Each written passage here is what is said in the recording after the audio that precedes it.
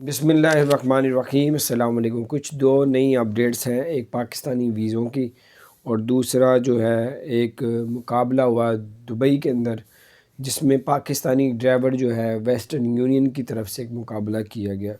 Pakistani taxi driver جو Dubai میں کام کرتا تھا وہ 15,000 درہم جو ہے ویسٹرن یونین سے جیت چکا ہے۔ اس نے بتایا کہ میری یہ 10 مہینے کی تنخواہ ہے جو مجھے ایک دم کٹھی 15,000 کی صورت میں ملے۔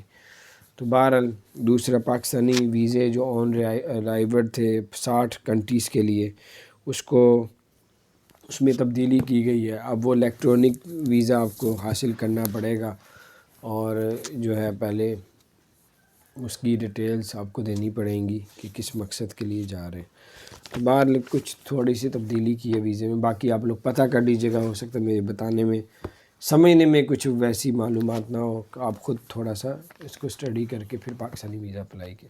اپنا خیال رکھیں، اگر آپ نے ہمارے چینل کو سبسکرائب نہیں کیا ضرور سبسکرائب کر دیں، بیل آئیکن پریس کر دیں۔